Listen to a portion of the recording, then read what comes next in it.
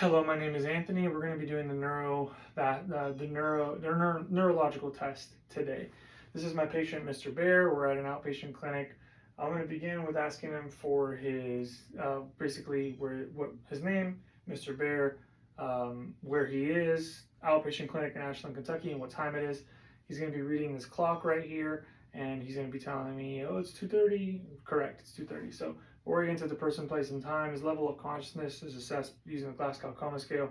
So we're going to say 15 out of 15, 4 for spontaneous eye movement. We're going to say a 5 for verbal response, and then a 6 for motor function or motor response to stimuli. So it's good there.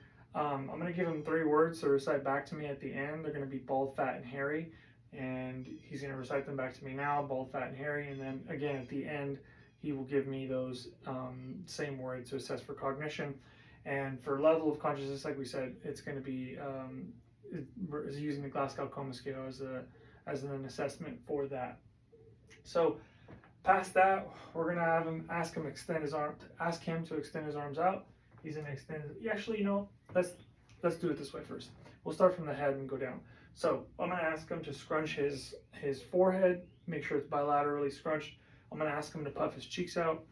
I'm going to ask him to poke his tongue into each of his cheeks. I'm going to ask him to smile. I'm going to ask him to frown. All of those I want to test for symmetry as he does them, as much as I want to test for the fact that he can actually perform them in general. I'm going to perform the smell test. So this is my garlic. I'm going to ask him to close his eyes. I'm going to hold it up towards his nose, ask him what it is, ask him basically what it smells like, what the thing he thinks is. And it's garlic, and he's perfect smell. He's like he's a hound.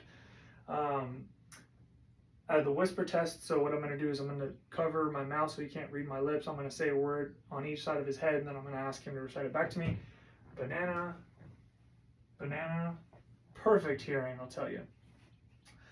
Using a tongue depressor, which I don't have, but this is going to be my imaginary tongue depressor, I'm going to check for his gag reflex, and he has a great gag reflex. I'm going to use this now transformed from tongue depressor to pen light.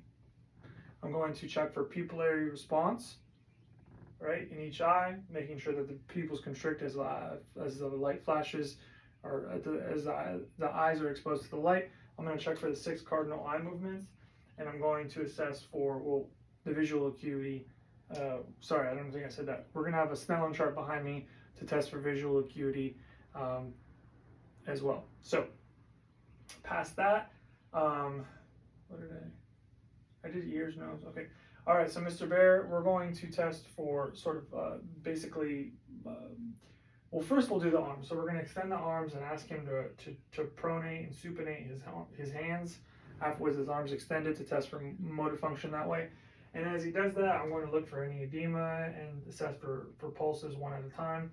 Same thing with his legs. I'm going to assess for edema, any edema on any of the extremities. Check for pedal pulses one at a time. Then I'm going to ask him to both extend and flex as I provide opposing force to make sure that he can still sustain that function. And so he's going to try to extend against opposing force, flex, and again extend, flex, and those are all just fine. I'm gonna ask him to basically make lateral movements and vertical movements with his neck to make sure that he has proper, I guess, what would you call it? I don't know, range of motion, I guess, with his neck, right? I'm gonna ask him to squeeze my fingers with his hand to check that he has good, motor function there, good strength in both of his hands. Everything we're doing, we're checking for bilateral, ability, not just the ability to do it on one side. After that, we're going to have him stand up.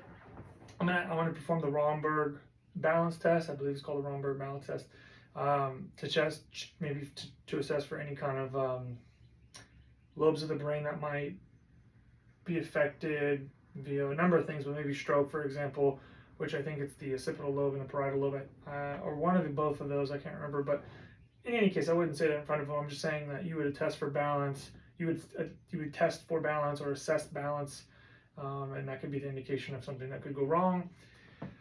And then you're going to have, I would just have him walk kind of back and forth a couple times to make sure that there's no kind of effects on his gait. He's not wobbly, he's not falling, you know, he doesn't have any kind of spinal abnormality, not shifted this way or that way, and that all looks fine.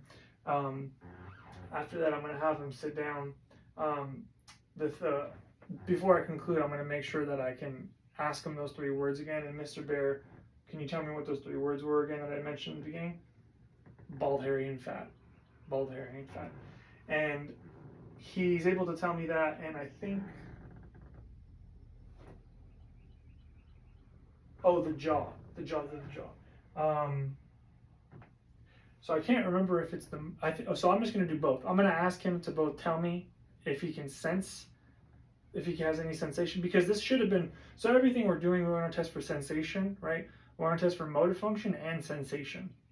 It's important to do both. So I'm just going to go on a limb and say I'm going to check for sensation of the jaw, which I think would be the cranial nerve 5, maybe T3, I think. But because they should all match with the cranial nerve. So anyways, we're going to do the sensation. Let's say he has good sensation, and we're going to ask him to kind of clench the jaw and show that he has good motor function of the jaw as well. After that, it should conclude. I'm going to document, report, record, and get him on out.